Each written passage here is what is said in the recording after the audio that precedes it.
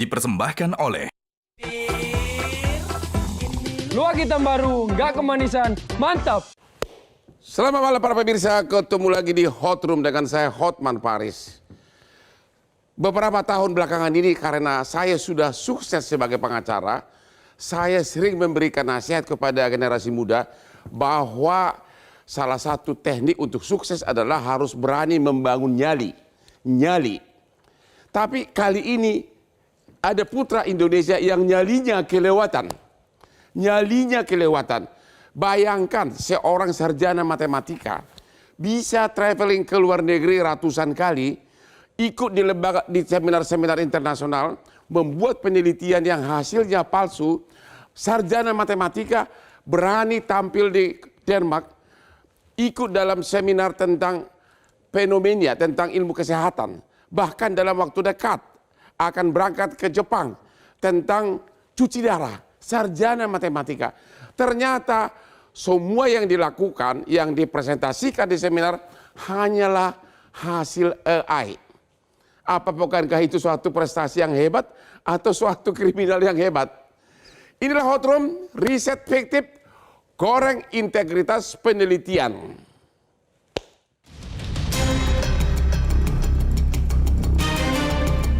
Dunia akademik Indonesia kembali mendapat sorotan tajam di panggung internasional. Beberapa warga negara Indonesia diduga kuat terlibat dalam skandal memalukan terkait penyusunan riset palsu berbasis kecerdasan buatan dalam sebuah forum ilmiah bergengsi di benua Eropa.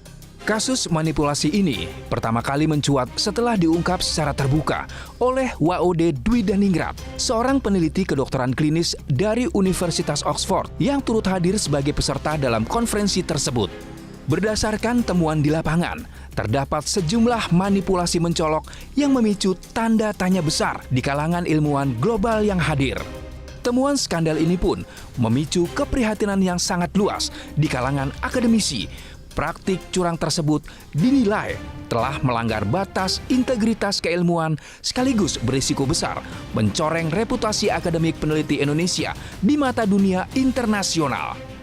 Diduga motif utama di balik aksi penipuan akademik yang terencana ini disinyalir berkaitan erat dengan upaya perburuan dana hibah perjalanan yang sengaja disediakan oleh pihak panitia konferensi bagi para periset terpilih.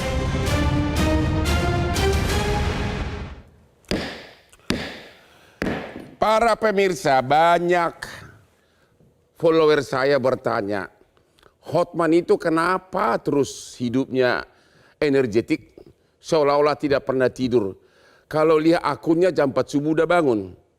Habis itu udah dari Bali ke Semarang, perkara-perkara besar, malamnya berdansa lagi. Kamu tahu rahasianya?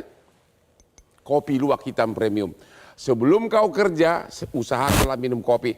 Asal jangan pakai gula karena kau akan kena diabetes ya.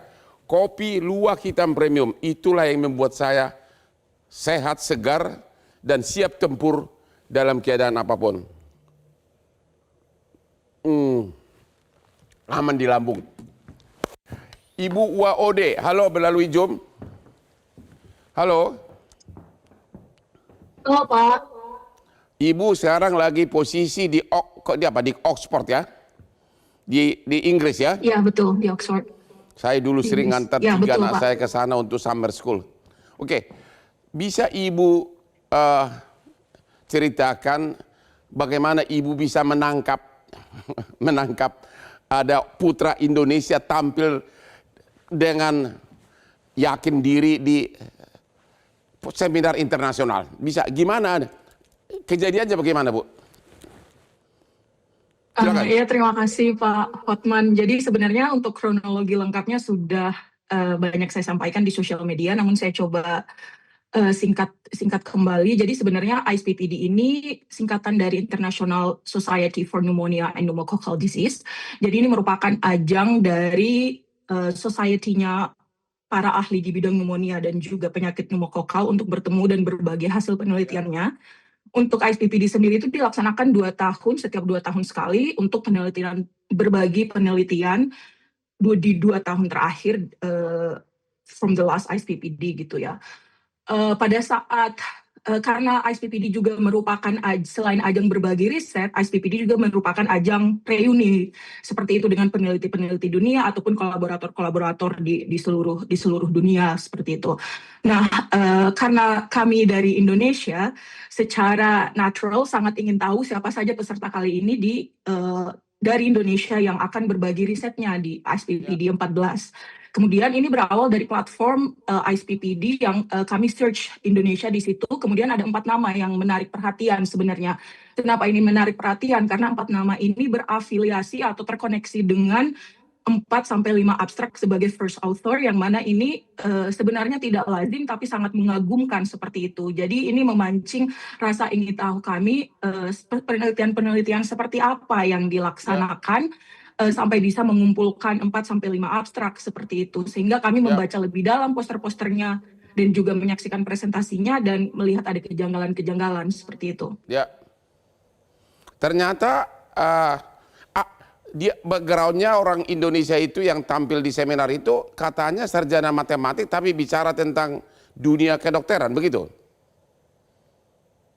Betul, nama-nama ini background pendidikannya matematik, namun Pak Hotman, saya klarifikasi, sebenarnya kecurigaan kami bukan dari background pendidikannya, karena penelitian matematik, math juga bisa melakukan penelitian kedokteran, namun dalam koridor-koridor yang ada kolaborasi dengan ahli di bidang tersebut. Misalnya mereka melakukan penerapan ilmu matematika untuk di bidang medis, namun harus ada kolaborasi dengan orang dari medis seperti itu.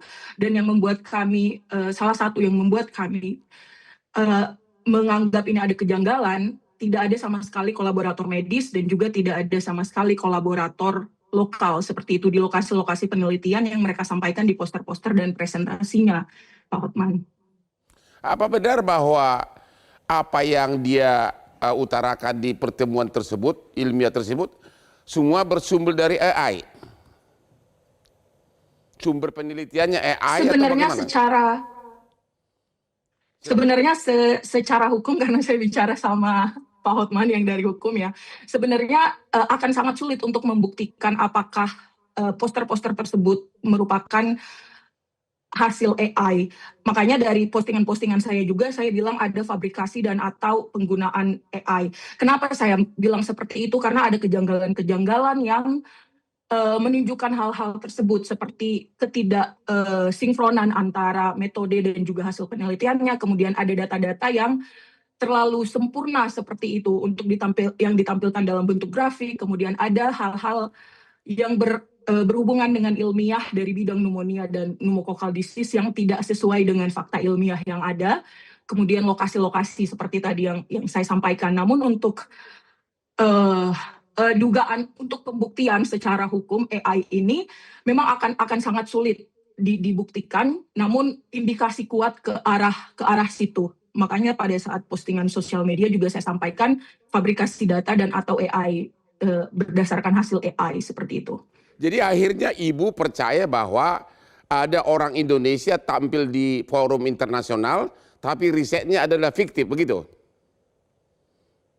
Betul, ini sesuai kesaksian, sesuai apa yang kami saksikan di ISPPD langsung ya, termaksud penggantian name tag dan juga pengenalan diri sebagai orang yang berbeda-beda.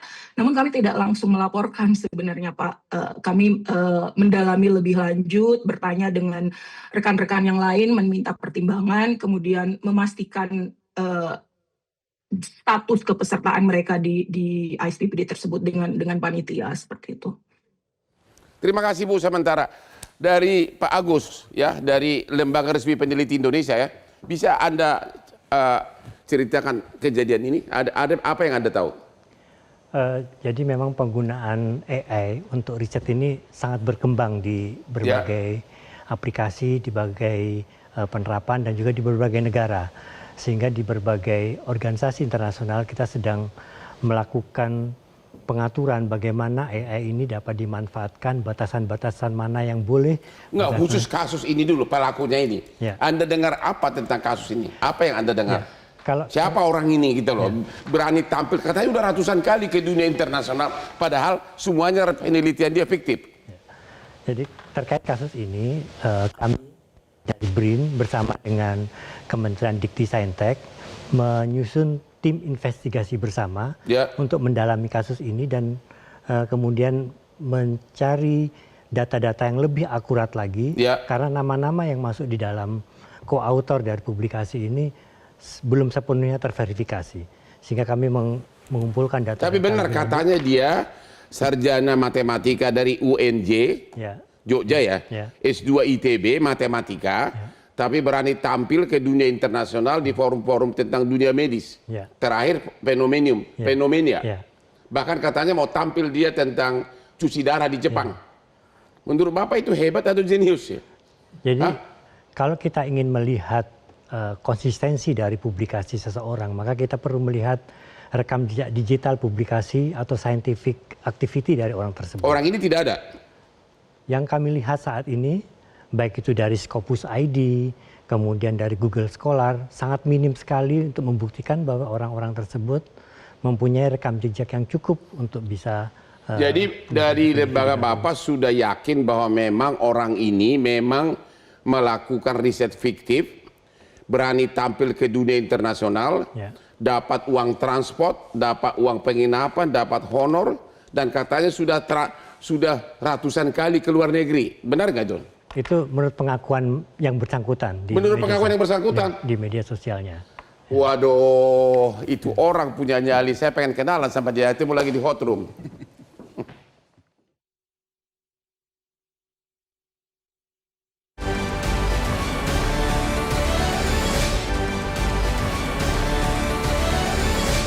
Dipersembahkan oleh Luak hitam baru, nggak kemanisan, mantap. Temu lagi di hot room Pak Lalu DPR kita yang terhormat. Tiap hari kita melihat kasus markup proyek, fiktif markup segala macam. Ternyata bukan hanya proyek yang difiktifkan, tapi juga penelitian ilmiah. Bagaimana ini pengawasannya dan ini bisa dipidanakan nggak nih Pak? Ya pertama begini Bang, kami di Komisi 10 tentu bermitra dengan Kementerian Pendidikan Tinggi, Sains dan Teknologi beserta beliau di Badan Riset Inovasi Nasional. Nah tentu dengan persoalan yang terjadi hari ini, kami di Komisi 10 juga menyampaikan kepada Kemdikti-Saintek dan BRIN untuk melakukan investigasi. Apakah ada kaitan dengan afiliasi perguruan tinggi kita yang ada? Nah, kalau kemarin di beberapa media sosial menyampaikan bahwa yang bersangkutan berafiliasi dengan UNY. Nah, kami di Komisi 10 minta untuk cek. Nah, ternyata setelah dicek, yang bersangkutan tidak berstatus sebagai dosen ataupun PNS yang ada di UNY. Seperti itu kondisinya. Nah, sehingga kalau dengan demikian, maka Kemdikti-Saintek tidak bisa untuk melakukan langkah-langkah lebih lanjut. Apakah ini termasuk di dalam pelanggaran secara akademik atau pelanggaran secara institusi, tentu itu nggak bisa dilakukan dan uang negara tidak dirugikan begitu. Ya, jadi ini tidak menggunakan uang negara karena memang dia adalah peneliti independen statusnya. Peneliti independen. Peneliti independen. Kalau saya salah nanti mungkin bisa disampaikan oleh Pak Deputi. Nah, melihat kondisi ini maka kami menekankan adalah integritas akademik. Karena integritas akademik itu merupakan satu pondasi yang harus kita bangun bersama. Artinya apa? Jangan sampai hanya gara-gara nilai setitik rusak susu sebelanga. Emang masih kita punya integritas? Kalau saya meyakini kita masih punya integritas, Bang. Ya kan? Nah, itu yang saya bilang tadi. Jadi jangan sampai nilai setitik rusak susu sebelanga. Jangan sampai gara-gara persoalan ini kita mengaburkan hasil riset-riset para periset, para peneliti kita yang memang luar biasa diakui oleh dunia internasional. Tadi Pak Deputi menyampaikan bahwa di dalam jurnal, Scopus dan sebagainya banyak peneliti-peneliti Indonesia yang luar biasa. Oleh sebab itu kami tentu berharap dengan adanya kasus ini, mari kita cek kembali. Cek dari sisi regulasi, kemudian cek dari sisi jumlah peneliti kita yang ada hari ini yang diakui sebagai peneliti negara. Nah, dan saya mengatakan ini peneliti negara. Tapi dari komisi Bapak udah tahu nggak orang ini siapa, kok bisa ke dunia internasional mengaku-ngaku ahli, dapat uang, tapi ternyata dari bukan data keahlian dia gitu loh. Dari data yang kami terima di Komisi 10 memang yaitu tadi, pertama orang ini bukan peneliti yang terdaftar di Kemdikti-Saintek maupun di Badan Riset Inovasi Nasional. Yang kedua, yang bersangkutan bukan juga termasuk dosen di perguruan tinggi baik negeri maupun swasta yang ada di Indonesia. Nah, terkait apakah dia masuk unsur pidana atau tidak, yaitu nanti teman-teman di BRIN dan Kemdikti-Saintek sedang melakukan investigasi. Ya. Nah, kalau ternyata masuk unsur pidana, apakah itu penipuan, pemalsuan dan sebagainya, tentu kita serahkan kepada aparat penegak hukum untuk menindaklanjuti itu. Yang jelas mitra kami Kemdikti-Saintek maupun Badan Riset dan Inovasi Nasional hari ini sedang bekerja nih Bang. Kami di Pelakunya 2 orang, 1 orang. Pelakunya informasinya ada 4 orang ini. 4 orang. 4 orang. Satu grup atau satu apa? Satu grup 4 orang. Apa benar sudah ratusan kali ke luar negeri memberikan ceramah ilmiah tapi semuanya adalah fiktif hasil kumpulan dari AI gitu? Kalau yang kita baca di media-media sosial, lagi-lagi ini kan masih dalam investigasi. Ya. Kalau yang kita baca di media sosial, ya sepertinya seperti itu kondisinya. Tetapi lagi-lagi mari prinsip kehati-hatian kita kedepankan. Begitu. Nah, investigasi kita tunggu hasilnya. Kami juga di Komisi 10 sedang menunggu investigasi ini baik dari BRIN maupun dari Dikti-Saintek. Kalau ternyata benar tidak ada afiliasi dengan peneliti di bawah Kemdikti-Saintek maupun di bawah BRIN, ya maka silahkan.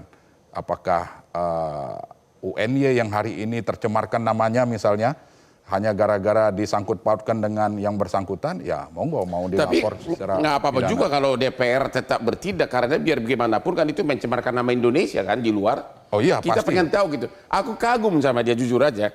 Kok bisa sarjana matematika bisa tampil di dunia internasional bicara tentang ilmu kesehatan yang dihadiri para ahli, itu suatu keberanian luar biasa itu. Iya, saya sepakat kalau dari sisi seperti itu Bang. Artinya ternyata orang-orang Indonesia ini lebih kreatif Bang. Lebih kreatif. Lebih kreatif dari apa yang kita pikirkan. Mungkin lebih kreatif dari peneliti yang sesungguhnya gitu loh. Begitu ya? Nah, itu yang terjadi. Aduh, gimana Ibu Ina dari segi dunia pendidikan? Jadi apa yang perlu, kualitas, kuantitas, publikasi atau apa nih? Apa benar itu semua sudah ada, ilmu itu semua sudah ada di AI, tinggal kita kumpulin, benar nggak itu? Sebetulnya memang AI, kita terlepas dari bicara sistem mau kuantitas, kualitas, sebetulnya akar masalahnya kan kembali ke integritas tadi, mentalitas menerabas. Sebetulnya bangsa kita harus diakui, ini kan 50 tahun lebih tidak ada perubahan. Sudah ditulis oleh Kuncharaningrat tahun 70-an. 50 tahun tidak ada perubahan apa? Budaya, mentalitas menerabas mencari jalan pintas untuk mendapatkan sesuatu, entah itu gelar, entah itu nilai, entah itu IPK, bahkan ada riset sendiri dari Denmark sendiri. Ini kan eventnya di Denmark. Event di Denmark kan gue kagum gue berani ke Denmark tampil di forum ilmiah. Coba, padahal fiktif. Jadi keberanian dan kepercayaan dirinya patut diacungi jempol. Tapi soal mengejutkannya bagi saya tidak mengejutkan. Karena riset di Denmark sendiri 2 tahun lalu, menariknya itu sempat ada survei internasional mengenai ketidakjujuran akademik. Dan Indonesia itu ditempatkan dalam ranking yang salah satu yang tertinggi. Memang metodologi riset tertinggi tidak jujur Indonesia. Salah satu. Tempo menampilkan nomor 2, ranking 2. Memang diprotes mengenai metodologinya. Tapi lucunya kita seolah-olah malah ngaku membawa aktornya ke Denmark itu sendiri, meskipun diprotes metodologinya, ini contohnya orangnya ada. Nah itu menariknya di situ. Jadi masalah keberanian nyali itu harus diakui, mengejutkan tidak, karena sebetulnya dalam negeri sendiri, Tempo 2 tahun lalu ya pernah mempublikasikan tapi kok bisa lolos juga. Saya tidak mengerti. Bukannya untuk datang ke event internasional dievaluasi dulu oleh panitianya, kok bisa lolos ya? Karena yang disubmit kan hanya abstrak. Oh hanya abstrak ya? Apa itu real hasil penelitian nggak tahu. Justru kan dibuktikan waktu conference itu, waktu ditanya jawab, waktu presentasi itu. Dan akhirnya justru orang Indonesia lah yang menangkap malingnya gitu. Ada Ibu Ode, begitu kan? Betul, betul. Begitu ya? Jadi gimana nih? Benar nggak Pak? Indonesia katanya, kan Bapak bidang penelitiannya. Betul. Katanya Indonesia salah satu tertinggi jago penelitian fiktif. Benar nggak Bu? Dari riset orang Denmark sendiri. Gimana Pak? Benar nggak itu? Jangan-jangan lembaga Bapak juga ikutan?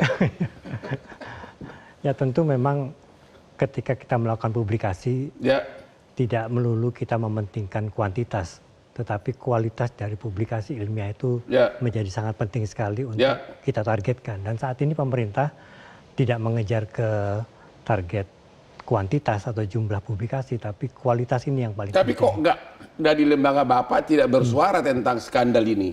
kok nggak bersuara gitu, kok agar ini orang ini ditangkap atau gimana, soal apakah itu pidana itu kan hal lain kan. Yang penting tangkap dulu agar jangan terulang membuat nama Indonesia jelek di luar negeri. Kenapa itu Pak? Secara umum kita sudah mengeluarkan press release dari pimpinan kami, tetapi kami seperti Pak Lalu tadi sampaikan, kita melakukan investigasi bersama dengan Kementerian Dikti Saintek untuk memahami betul duduk masalahnya dan apa tindakan yang bisa kita lakukan bersama dalam rangka memperbaiki ini supaya tidak ada pengulangan-pengulangan. Apa tindakan yang kita lakukan bersama? Karena kebetulan saya pengacara, objeknya di luar negeri memang susah. Objek pidananya di luar negeri, uangnya pun dari luar negeri. Jadi memang susah, tapi secara tanggung jawab pemerintah, tanggung jawab pendidikan, nggak apa-apa orang itu dipertontonkan di publik. Ya, kita istirahat dulu, tapi jelas-jelas saya tetap kagum sama orang itu, sarjana matematika, berani tampil di forum internasional, sudah ratusan kali, dapat uang transport, dapat hotel, padahal bukan bidangnya. Katanya ilmunya dari AI.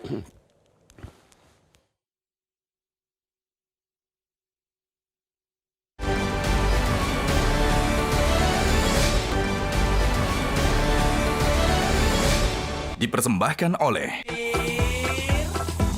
Luwak hitam baru, nggak kemanisan, mantap. Kopi luwak hitam premium, kopinya Hotman Paris.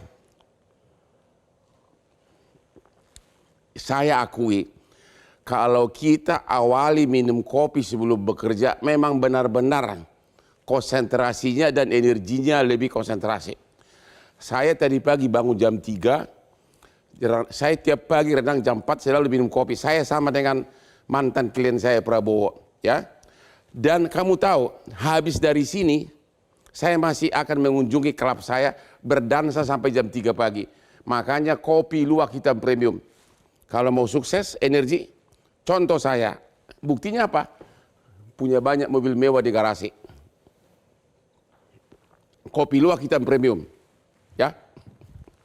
Oke. Ibu Ode yang lagi di Oxford ya. Iya. Bisa nggak ya, Ibu secara spesifik waktu dia bicara tentang ilmiah tersebut, di mana kecurigaan Ibu terutama sehingga Ibu curiga? Apa kira-kira? Ini kan tentang simposium fenomena, padahal dia sarjana matematik. Boleh nggak Ibu ceritakan? Terutama kalau ada hal lucunya gitu loh. Silakan. Jadi untuk presentasi, selain dari poster yang saya baca, untuk presentasi saya menyaksikan 3 presentasi dari orang yang sama dengan mengenalkan nama yang berbeda-beda. Di salah 2 presentasi yang paling saya ingat itu, yang pertama mempresentasikan hasil PCV20 di mega cities di LMIC, sementara untuk di LMIC sendiri pengenalan nationwide introductions untuk PCV20 itu belum ada. Jadi untuk di negara-negara berkembang itu biasanya PCV10, PCV13 atau PCV20. Kemudian setelah selesai presentasi saya juga sempat menanyakan sebenarnya, namun tidak bisa dijawab dengan baik. Kemudian yang paling meningkatkan kecurigaan dan juga memancing amarah saya sebenarnya dan teman-teman yang lain adalah ketika di presentasi yang selanjutnya mempresentasikan hasil mathematical modeling yang mana yang lebih cost efektif antara PCV20 dan juga tabung oksigen, hasilnya menunjukkan PCV20 lebih murah. Kemudian di situ ada direktur dari program pneumonia dan Pandemic Preparedness dari Gates Foundation menanyakan terkait cost parameter yang dipakai dalam mathematical modeling tersebut, karena hasilnya cukup sangat signifikan sebenarnya. Jadi memancing keingintahuan para penonton saat itu. Namun tidak bisa juga dijawab dengan baik seperti itu. Jadi kemudian yang sebenarnya kalau Bang Hotman mau yang lucu, sebenarnya ada dari Streptococcus pneumoniae sendiri ini ada 107 serotipe.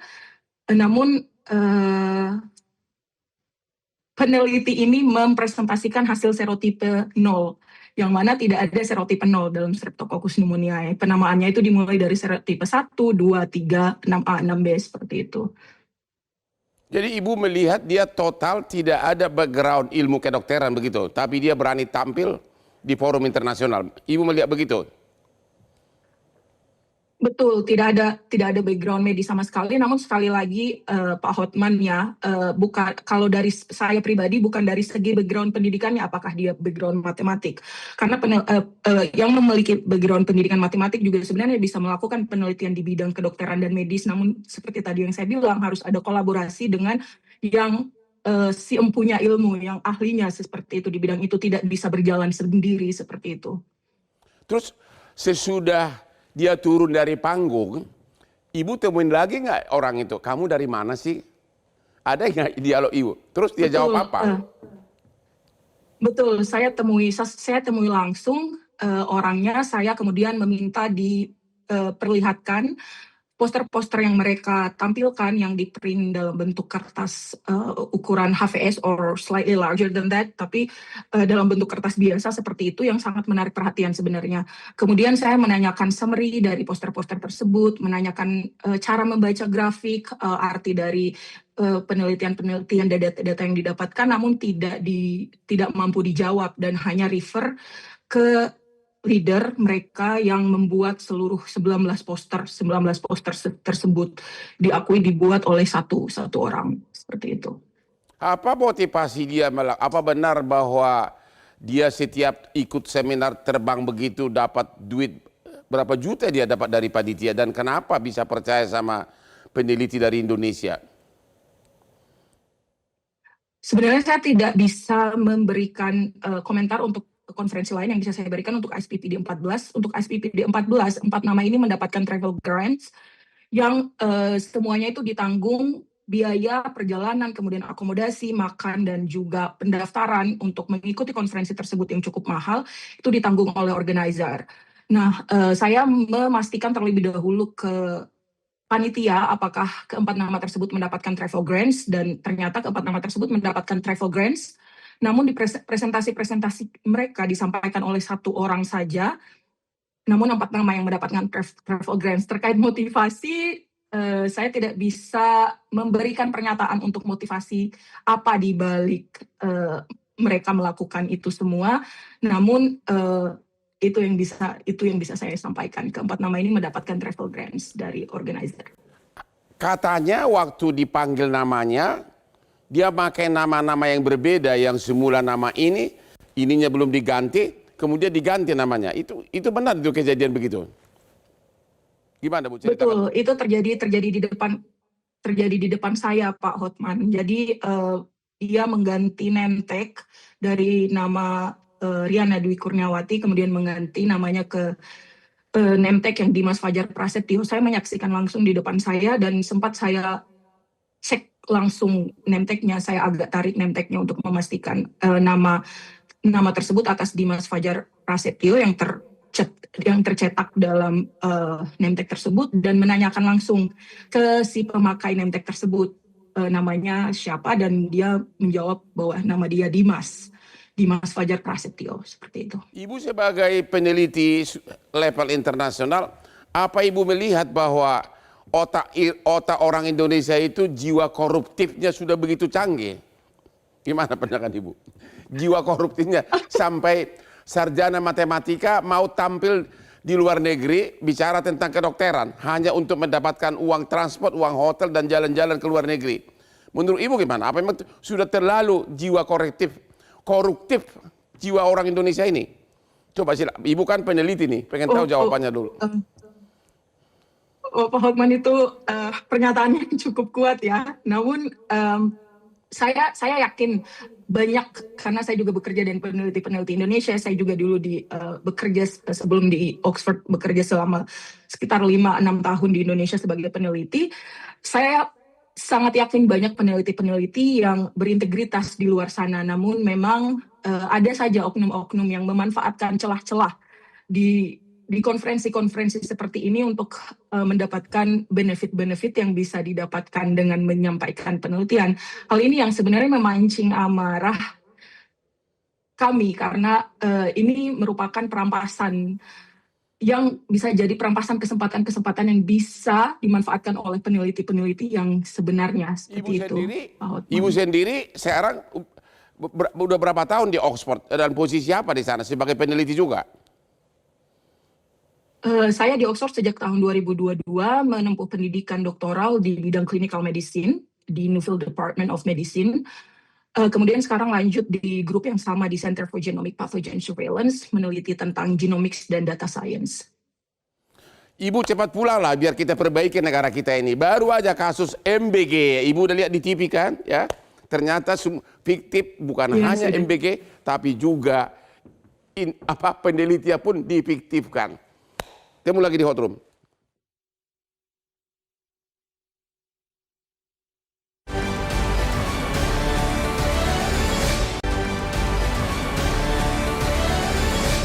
Dipersembahkan oleh Luwak hitam baru, nggak kemanisan, mantap. Para pemirsa, kembali saya ulang lagi cerita ini, di mana ada entah 1 atau 3 orang itu putra-putri Indonesia yang sebenarnya pendidikannya adalah sarjana matematika dari UNJ, S2 di ITB, tidak ada background kedokteran sama sekali, tapi begitu hebatnya, begitu beraninya dia membuat penelitian fiktif, terbang ke luar negeri, ikut malah memberikan ceramah ilmiah tentang fenomena, tentang ilmu kesehatan di Copenhagen di Denmark. Itu benar-benar suatu keberanian yang luar biasa, tapi ternyata semua risetnya fiktif dan dia katanya sudah melakukan itu ratusan kali dan mendapat uang transport. Jadi benar-benar sehingga menjadi pertanyaan apakah memang otak orang Indonesia ini adalah otak koruptif atau bagaimana. Sekarang kita tanya dulu ke bos dari penelitian di Indonesia. Semua penelitian di bawah Bapak ya? LIPI sekarang udah dilebur ya? Betul. Jadi gimana penelitian di Indonesia ini memang memprihatinkan, bagaimana agar jangan terulang lagi seperti ini?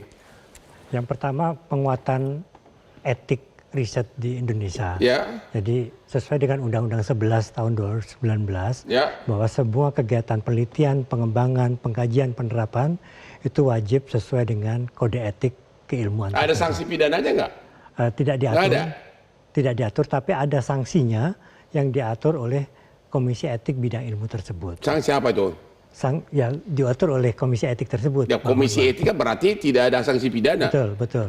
Jadi sanksinya bisa berupa sanksi pembekuan dana penelitian kalau dia mendapatkan dana penelitian, sanksi pencabutan atas publikasinya. Itu kalau di dalam negeri. Betul. Kalau peneliti itu ternyata seperti ini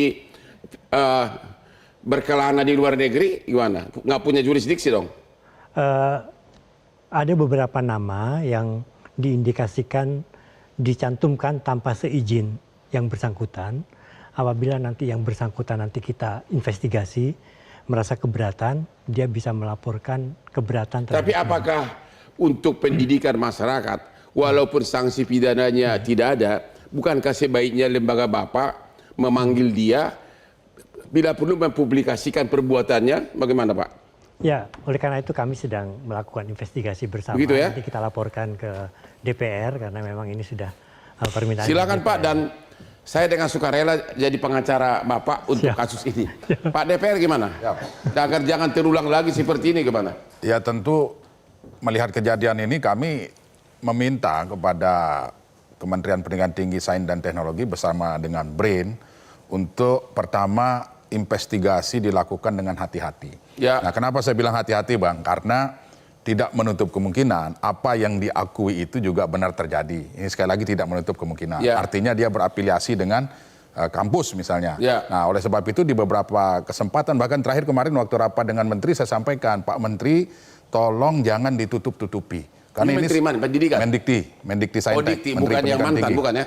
Bukan. Oh, lagi diadili ya? Okay. Iya, jadi saya sampaikan agar ini jangan ditutup-tutupi. Kalau ternyata dia berafiliasi, maka ya gunakanlah kewenangan. Kan sudah jelas tertera di Undang-Undang 12 tahun 2012. Ya. Ketika memiliki keterikatan secara institusi, maka silakan diterapkan undang-undang tersebut.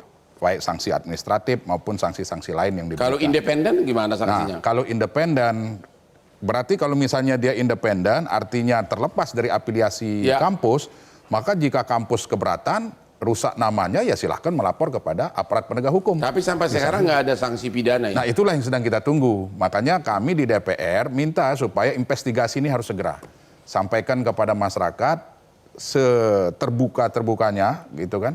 Secara clear tidak boleh ada yang disembunyikan. Ya, lebih bagus lagi kalau Bapak panggil dia seperti yang dilakukan Komisi 3. Akan kita lakukan. Live dari TV, ya itu bagus, pelajaran mental, memperbalukan dia. Insya Allah akan kita lakukan. Benar ya? Ya, akan kita lakukan seperti itu, Bang. Nah, termasuk nanti didampingi dengan BRIN, didampingi dengan Mendikti-Saintek, dan termasuk kampus yang disebutkan namanya itu. Karena itu menjadi contoh bagi mahasiswa. Betul. Ngapain capek-capek bikin disertasi? Contek aja sana sini, benar nggak Pak? Betul, saya setuju tadi etika dan integritas akademik itu harus dikedepankan, Bang. Terima kasih. Oke, peneliti kita dari pengamat pendidikan kita gimana Bu?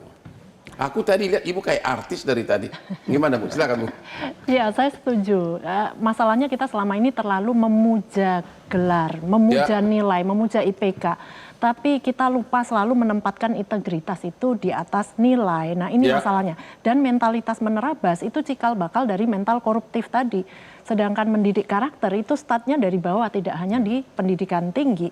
Jadi memang sudah saatnya kita melakukan cultural re-engineering dan untuk mengubah kultur budaya yang 50 tahun tidak berubah. Sebetulnya ranah yang paling bertanggung jawab itu Kementerian Kebudayaan. Jadi sayangnya kita kayaknya tidak punya grand design untuk cultural re-engineering. Bahkan mungkin mohon maaf tapi Menteri Kebudayaannya untuk sendiri. kasus ini Menteri Kebudayaan Pendidikan belum bersuara sama sekali, belum ada press release juga. Saya tidak tertarik dengan membahas satu kasus saja ya.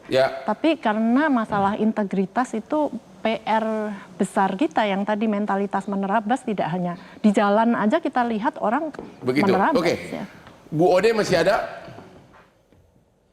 Bu Ode? Masih Pak. Oke.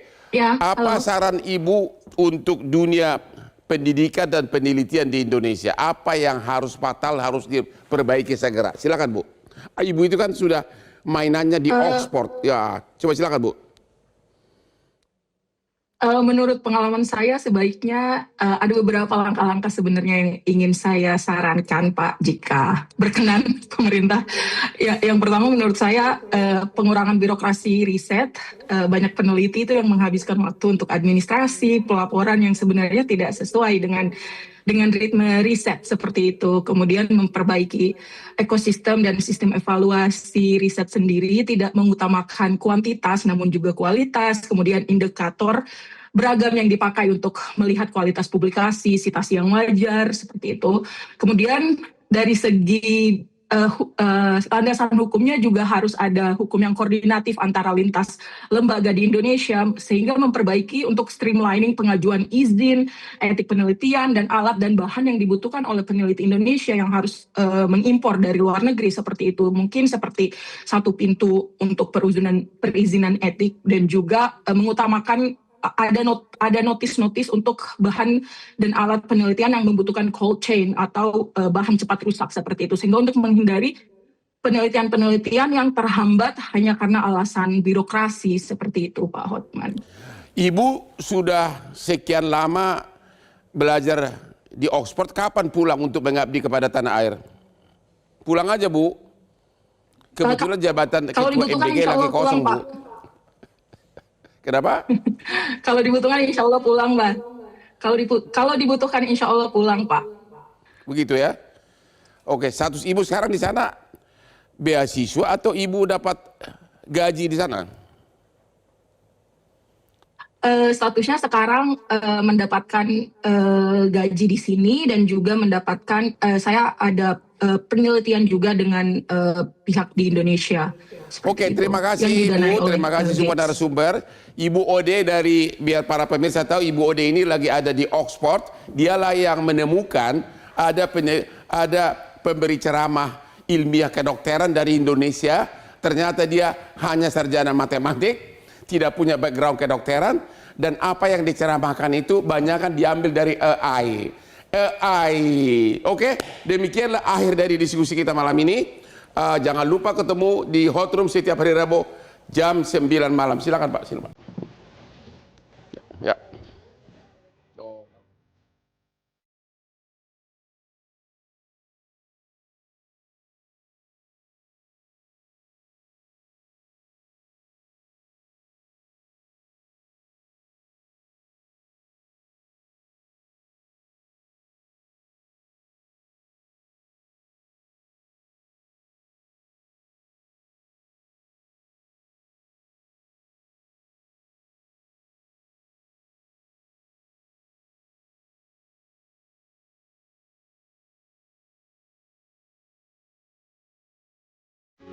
Metro TV.